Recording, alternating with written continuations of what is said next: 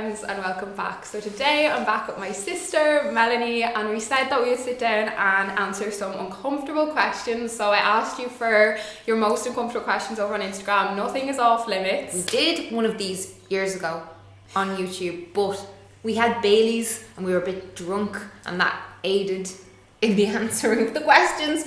And we also chose questions for each other. Yeah. So it was questions that we thought the other wouldn't want to answer, whereas this is our questions for both of us. Now I'm incredibly sober, so I'm just gonna try and before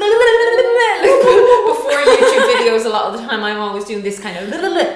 Oh, she's so bad for it. To try and loosen myself up. And she's always like, "Don't put this in edit." You just out yourself. Oh, I got caught in the tree. You just out yourself all the time. It's actually a bougainvillea plant. It's beautiful. I know. And I'm so proud of you for not killing them. I know. It's not like you. There's so many flowers in here and they're not dead. What differences in your personality types make you both argue? And I personally feel like... I love that you're going straight in with the answer. I personally feel like when it comes to arguments, we're too similar. And that's the problem, and that's where we clash, because we're just too much on the same level. We're both very stubborn. When it comes to what makes us argue, though, I would actually maybe say, because you'd be a lot more opinionated than me.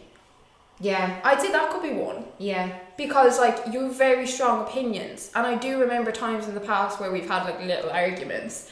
It has maybe been because you've gotten, like, extremely passionate on your point. Yeah. But I feel like, as well, kind of what you were just saying, her stubbornness can make me argue with her even though I'm the same. So let's just move on, because this is embarrassing. Public place you've had sex. Do you want to go first? Oh, like even my first time having sex was in a shed. Back when you're a teenager and you don't really have anywhere to go, you might venture to places you really shouldn't, like the disabled bathrooms. See? Very embarrassing to admit that, but you know, when teenagers got to get it on and they don't want anyone to hear, you've nowhere to go. I feel like that's building really sites. common. Building sites. You haven't? Yeah. Wow. I was fond of like an outside, like the bonnet of a car or a field. Yeah, but I feel like the bonnet of a car is very normal. Everyone has sex in the car. On the car. Bonnet. That's my list. The beach. Oh, that's where I really want to have sex. But it wasn't nice when I did it. Say the sand, and it was freezing. Okay. Was there anyone else on the beach? No. Okay. Not that I could see, so that made it kind of less exciting. Yeah. Love the fear of getting caught. It's always so much better when there's people around. I remember I used to work in a shop called GameStop, and I had a male friend there, and we were like really close. And we were both going out with people at the time. You didn't do it. No, it didn't. We both made a list of all the different places we'd had sex as a like competition. I used to be so adventurous. Yeah. But I don't know, like now I like the comfort. Do you know what I think it is? It's because you don't have to as you get older. So when you're younger, you have no choice. Yeah. But now it's like, you know, you can do it in the comfort of your own bed or your own house. And it's like, so why would I take a trip down the field? Yeah. Like I'm not gonna go out to the garden now and I have like the couch. This is a good lead on. So do you have a fantasy about somewhere you would like to have sex but never said out loud? The beach is huge for me. Yeah. Like I'd love to have sex on the beach. But yeah, like a certain location. I think with a lot of people watching I don't mean porn. I mean in a like, you know, one of those, like Amsterdam, like a sex show. The kind of clubs, like when I lived in LA, there was these kind of clubs, and I always wanted to go to one. Loads of couples go and then watch each other have sex. Okay, yeah. But they don't do anything together. It's not like a swing club. Yeah. But there are places you like that. But I don't think I ever would, and I don't think I'd ever ask like, can we do that? But I have thought about it. Yeah. You know. Would you ever have sex on an airplane? I think I would. I would love to. I would love to. Before I die. But I don't think I'd have the balls because, like, it's so obvious when one person is going to the bathroom, let alone two, and there's If normally you're an on a air flight hostess. though, where there's not many people on the flight, like maybe you could figure it out if, you know, There's all always the an air air hostesses, hostess. but sometimes they're all down the other end. Like sometimes it depends. I think before I die I'd like to try that. Yeah. But it'll be definitely not with an orgasm in mind. Oh, no. It'll be just like a bucket list thing. Yeah, an experience more than an. I think this is a good one. Opinions on porn. Did you ever feel uncomfortable knowing your partner watches porn? Did I ever feel uncomfortable? No. Yeah. Like, no. I always was just like, ooh, what are you watching? Or what would you watch? Like, we don't really now, but I know at the start of our relationship we were apart a lot.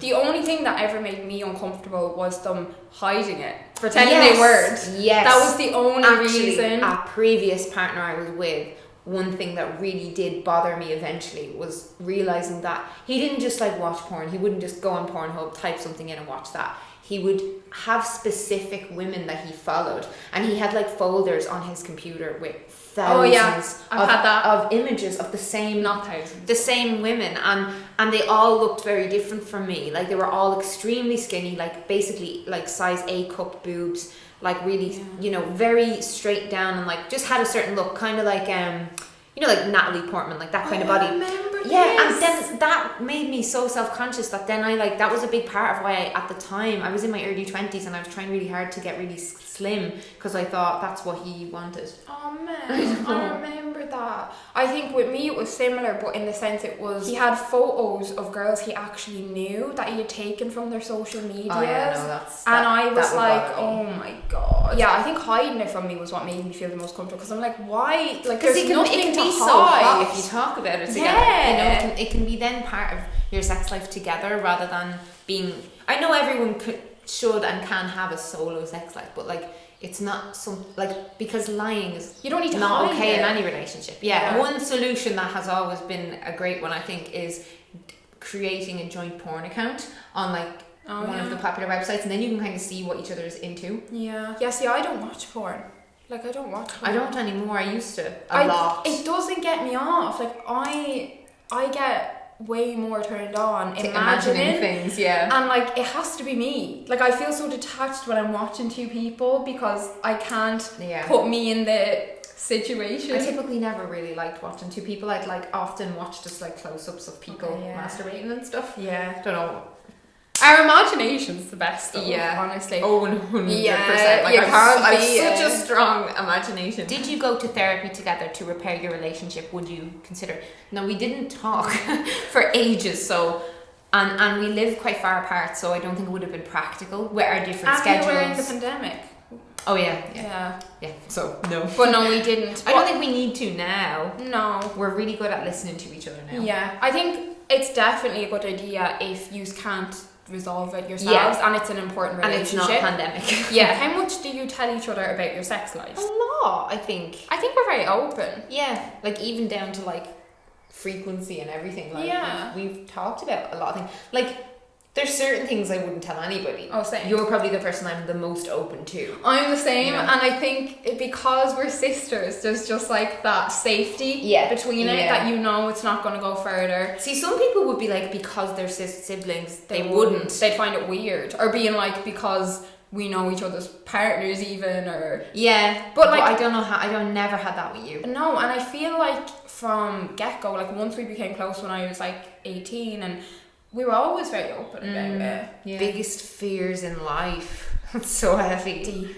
That's so. Oh my god. It's like, where do I start? I think being abandoned by someone you love. That's already happened though numerous times. I don't think that's a reality. Like, no, but like, you know, if you buy a home and have children with someone, and then they just like, oh, I've met this other person and I'm in love and I'm leaving. Like, that is so terrifying to me, because you have to go into a relationship knowing that that's a possibility.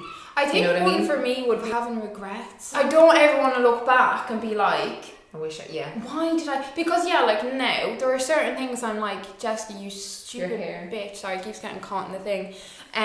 But at the end of the day, I'm like, you know, I don't regret it because it made me the person I am. I'd hate to like be 50 or something and be like, I wasted so many years. Do you know what I would regret is though, is stuff like not being present with people. You know, it would be like spending too much time online. Like, I feel like not pushing myself out of my comfort zone enough. Yes. That would be a huge one. Like, for example, I was saying to you, like, I'm going to an event tomorrow in town, and I've never gone to an event on my own.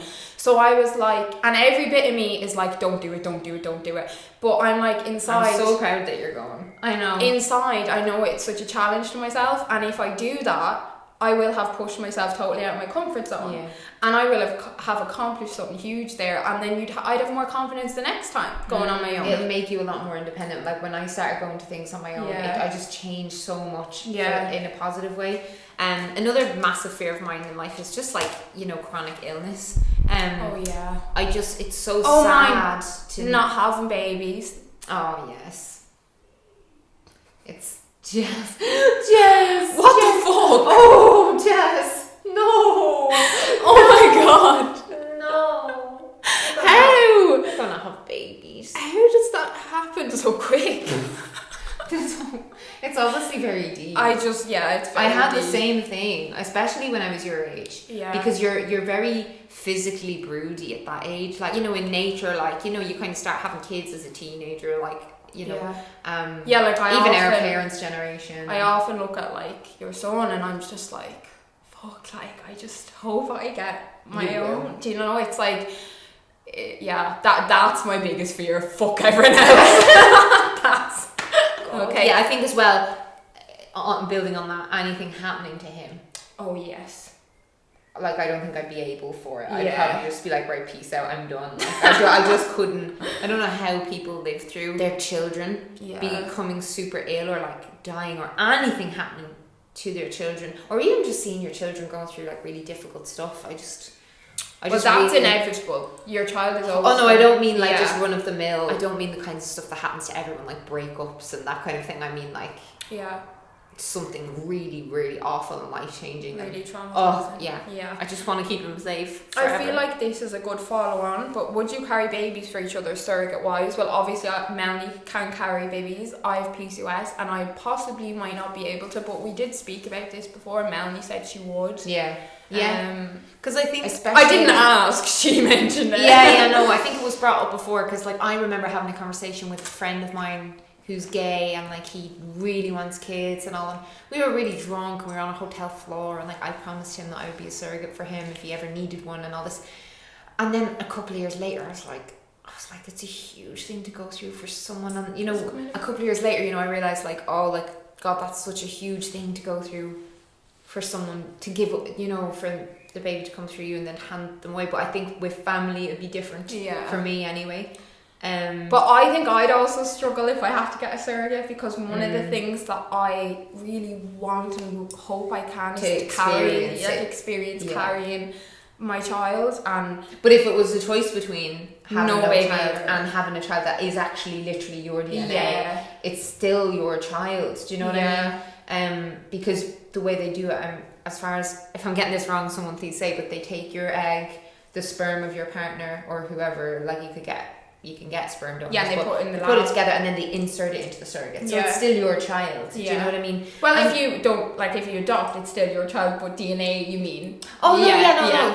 But what I mean is it's your blood, you know, it's your birth. And they'll have our features and they'd have, you know. And the same way, if a same-sex couple has a child, like, and sometimes both of them are very interested in carrying the baby, but they both can't, so it's one of their eggs and then they'll normally do one each. I've seen quite a lot of people are currently doing that online. So, but would you be a surrogate for me if it ever? I would. If I can carry them always. Because I know that as well, like even though like women have babies, like sometimes things happen, you know, sometimes you have one and then your body's just like, I'm done, I'm out. Peace. This is obviously like hypothetically, but I feel like it's an interesting one. But like, how would you react to Mel getting divorced? And she said this stems from my own life. So if you were ever to get a divorce, how would I react? I think I'd be very shocked if you were to ever get divorced, because I genuinely don't see that ever happening. No, like it would completely blindside me. Like I can't. Like me and Thomas even talk about that a lot. Like neither of us can even picture life ever without each other. It's just never even been part of any conversation. So yeah, I don't know how I'd react because I don't expect that to ever happen. Like you are just like glue, like stuck together. Has there ever been a time when you didn't take each other's mental health seriously? No. Like I think to me, with you, like that's always been one of the most serious things in my whole life has been because Jessie struggled with her mental health, as you know, since she was 14. Yeah. So like it's always been something I think about. Like I've had nightmares about bad things happening to you. I've had like, I always worry about you. Like I get so relieved when you tell me like things are improving, and I get so worried when things aren't going well. I'm always thinking, what can I do to help? What can I do to make it better? Like is there literally anything that I can do to help? And like I've always like, you know, tried to give you this book or suggested this thing or send you this video. Like I'm always trying to help. Like I think like literally how serious that is to me is like I've literally written an entire novel about two siblings who both of them have really bad mental health issues, and like the two of them are hiding a lot of their mental health issues from each other and stuff. And like it's just so important to me that like siblings are like there for each other, you know, with that. No, I don't think so either, and I don't think I've ever not taken yours seriously. No, anything. I've never but felt like you. Your worst bouts of mental health, you were a child. Very young. Yeah, I was a child. I wasn't even aware because I didn't even have an understanding at that point. So what is your least favourite trait each other have? Mine for you is that you're so messy. It makes me... Do you not think it's a lot better since I moved here? But you just have more rooms. But I've been cleaning non-stop since you're cleaning. You're clean, you're messy. Yeah. There's a difference between being clean, well, dirty, if you look at my bedroom, it's so clean and tidy and organised, and I have a drawer for everything, and there's nothing on the floor. Like the reason the living room is messy, I will defend myself, is my son. But I clean that kitchen 3 times a day. You clean, It's just, I think it's just things. I collect a lot of shit. Yeah. I have a lot of shit. Clutter, you but know. I feel like once you have this done, that like you have the house the way you want it, you'll have a place for everything, and I feel like maybe that was a problem. Well, yeah, people have always said that to me, that I'm very like clean, but like I just leave like a bomb wherever I go, kind of thing. It's even like the way we did our makeup earlier, and then you just got up. You didn't even just put it in the bag. Like it would have taken 2 seconds. Stuff like that, I just could never, unless I'm in a rush or like you know. But like just throw it in the bag. So like that's probably still sitting there on the floor. No, it's not actually. Okay, you can see when you go down. What's yours and mine? I think it's that thing where you take everything very literally, and it's Do like I still do that? Yeah, and even with jokes, like sometimes people will make a joke. And Jessie thinks they're being serious, and she's just like, "Really?" And you're like, "I do that anymore." Oh, you do. But I think you get very affected by things sometimes that are meant sarcastically, or that are, I don't know how to give an example. What's an example of that? I don't know, because I can't remember where I've done it in recent times. Is there like anything? Oh no, I do. I feel like I do. Like, and I think I've got a soft heart. It's not that. It's like, when I say it's my least favourite trait, I feel like it can lead to a lot of more, emotions for you. When it stems from someone we both know, when we were kids a lot and growing up would say things deadpan serious and not tell you that it was a joke, and you take it seriously, and then you find out it was a joke ages later, and it kind of... You know what I mean? Yeah. But I've just seen that get you into a state so many times, and I just when when I say it's my least favorite, it's one thing I wish I could change. That I think it would make your life easier. I don't think I get like in a state. The joke thing is just an example, but it's like if that can happen in an argument where if something is said a certain way, and you take it very literally and personally. I keep hitting the plant. and read so much into it, because you're trying to figure out, is it real or not? And it goes back to that, like when we were kids, like you'd be always trying to suss, like, but is that real or is that a joke? Okay, or you know what I mean? I don't know how to explain this to them. Do you get get jealous watching Melanie's dream life come true. There was actually a lot of questions about jealousy on fucking both ends of us, and I think people get very jealous sometimes of their siblings and kind of almost project it onto other people and stuff. Yeah, because I was shocked. I was like, whoa, like that's a lot of people asking about jealousy. No. That's so stupid. It would be so stupid if you ever even did, because of the age gap. It's 8 years. 8 years. It's like a lifetime in 8 years. Do you know, from like 24, you were 32? Well, when I was 24, my life was the exact same as yours. Yeah. Basically. Do you know what I mean? I like lived at home. Well, no, you have a lot more money than I did at that age. Yeah. It would be so stupid for me to be jealous, because it's not like Melanie woke up one day. This wasn't handed to her. Like, Melanie worked for this, and I saw that process over years. And like I was always telling you like what I wanted eventually. Yeah, and if anything, it's just inspiring. Like, it's like, I'm so fucking proud of you. Like, and I can't believe you've actually achieved your dreams, and that's amazing. Yeah. And like. And it should make you feel like it's doable for you too. Fucking dream! I feel yeah, look, it's so spiky. It looks like an old one's hand. I feel like if I was jealous, it would say a lot about me. Yeah. In like, because I've never gotten the vibe that you're jealous. No. What is it that makes you guys think? Like, I wonder if there's I'd anything be specific interested in that as well. To think that one of us could be jealous of the other, because it's both ways. Like, some people are saying you jealous of each other, this, that, and it's just like, what specifically? Because I don't understand. I don't get that at all. And I don't think that comes across, because like, even in real life, it's not a thing. So it's like for example, you know the thing that I told you yesterday. Yeah. So like, there's certain people like I don't want to tell that to, because I feel like it will. Because I get the sense that if I tell them certain things like that, they're like, oh well, I want that, or I want to do that, or I wish I had that. I'm like, you know, so I know when I can identify if someone is giving off that vibe. You can't hide it. Where they're it's written over someone's face. If they're bitter, I've never gotten that off you. No. How would your dynamic change between you if one of you really disliked your partner? So if one of us really disliked the other's partner, how would our dynamic change? I think we would just like, there's certain conversations we would avoid, and we wouldn't spend probably as much time together. I'd struggle to be here if I really disliked Thomas. Yeah. Because it's like, it's not a small space, but you're enclosed. Like, I couldn't be enclosed with them if I didn't like them. Yeah. And you would probably not be able to spend much time around them like mine if you didn't. Yeah. But yeah, I think that's it. It's like, it wouldn't affect our relationship. Like, we'd share. It would affect your conversations to an extent though, because like, you know, if you're but I feel like we'd be very honest about how we felt about our partner. Do you know, like, I would never hide. Well, I don't know, because if like you were with someone before and I went off them and I didn't know how to. Which one? Okay. Did you? For a while, but then I warmed to him again. Okay. I warmed to him again, but for a long period of time, based on certain things I was seeing, and based on things you were saying, and I just was like, honestly, same.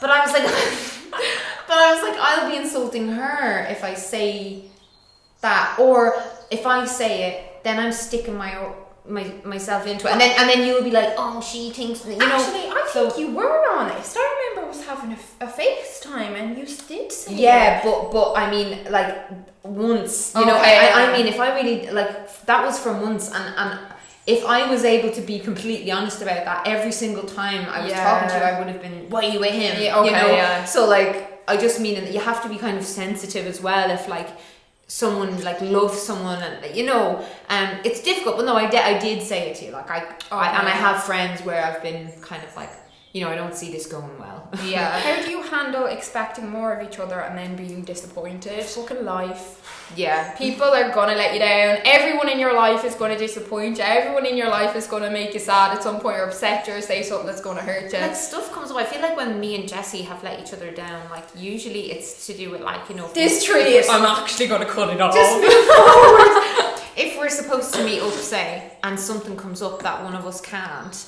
and that's happened both ways multiple times, where we make plans and then the plans fall through. But it's like, when you're, you know, there's so many memes and jokes about this online, but when you're two adults with very different schedules, and like your partner's schedule, and then, you know, you add in a child to the mix, and job things and like trying to find a day or two at a time, or you know, it's hard anyway, but like add in mental health stuff or something crops up, or you know, anything, and you rejig plans around and stuff like that. Like you're disappointed and sad because you're not getting to see the person, but you're not like blamed. Like you can be disappointment and understand at the same time. Like that I've been in that place where I've been really sad that we're not going to get to hang out, but I also understand exactly the reasons why. Yeah. Sorry to ask, but did you feel a certain way when your mom didn't go to Mel's wedding? Such a weird thing for people to notice. So many people asked. I didn't even. Oh yeah, no, I did. You shared it. I on did. Instagram, I answered. Yeah, because people were asking me a lot, and I did answer that question. Sorry. Look, like we always knew my mom wasn't going to come to my wedding since I was very young. Yeah. My mom is a very private person, and I don't know how many times I have to say that online for people to understand what that means, because that also includes talking about her. You know what I mean? And I think though the other thing is that people think you and mom have a different relationship to me and mom, but mom probably won't come to mine either. No. No. So it's not a personal thing on Melanie. It's the way she is, and she's just not that, you know, into, you know, big things like that. And there was other kind of factors at play, I suppose, with mine, that like, you know, her ex-husband would have been there and all his family, and like they hadn't seen each other in a long time. Like I never would have expected her to go to that, and I would never have been upset or like, you know, like obviously there's a part of you that's like, I want my mom here, I want my parents here, but just the way my life is and the way our relationship is, it wasn't something I was shocked about or, you know, crying about on the day. Like if, like when she texted me and I sent her back a message, because I had she gave me her old engagement ring, and I had parts of some of the diamonds are in my engagement ring, and when we designed this, me and Thomas sent them over, or gave them to Grania Shoga. It's her company who made it. But I had the main diamond out of her engagement ring turned into a pendant, like a necklace.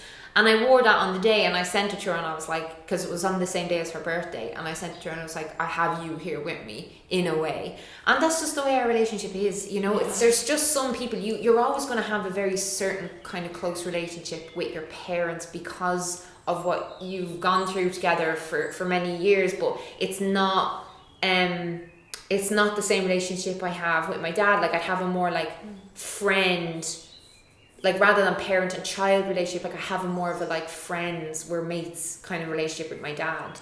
And we're very like involved in each other's day-to-day lives. But then I can have much deeper conversations with my mom. It's just not easy to explain to people, especially like she just doesn't want people knowing her business, and I respect that. Do you know what I mean? So there's years and years of context. Like you couldn't possibly explain the situation. Families are very complicated, as I'm sure every person watching this can understand. Yeah. And we are no different. We have a very dysfunctional family. Yeah. And that's just the way it is. It's pretty normal. Yeah. And the last one we're going to do is, when you were younger, did you ever steal anything from Mel, and vice versa?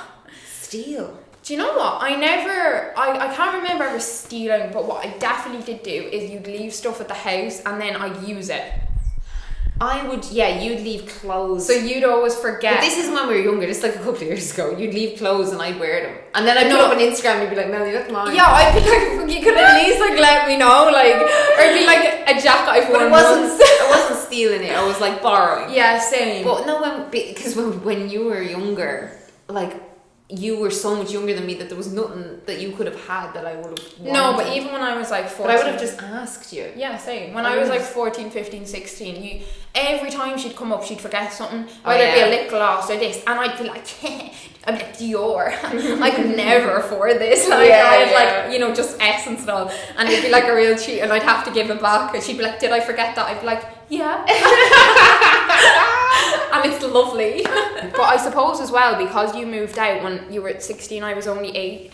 If you lived with me, maybe we could have had more of that relationship. Oh yeah, probably. Like going into each other's rooms and like taking each other's stuff. But because she moved out when... I know, sometimes I wish we were closer in age. I really do. Like in the book I wrote, the two sisters were like only like a handful of years It apart. would have been so fucking fun. Yeah, and I think going through a lot of that mad shit together. Yeah, Teenage like stuff. that is something. Actually, people ask about jealousy a lot. Like me, do I start with you that I'm jealous of that I've never mentioned? That was another question. One thing I am jealous of is that you and Andrew got a relationship being so close in age growing up. Yeah. That is definitely something I'm jealous of. Not jealous of, but sad. Like, it makes me sad that I didn't have a sibling that I was close in age with, because I was technically an only child in the sense, like, Melanie moved out, then Andrew turned 18. That's why I so desperately want more kids. Like, I'd be really sad for my son to be an only child. Like, I felt I know there's probably people who are only children's watching this and it didn't affect them. Well, like my best friend, she is an only child and she had an incredible childhood and she's so happy, and like she got some... It depends on who you are, like, and who brings you up. Yeah.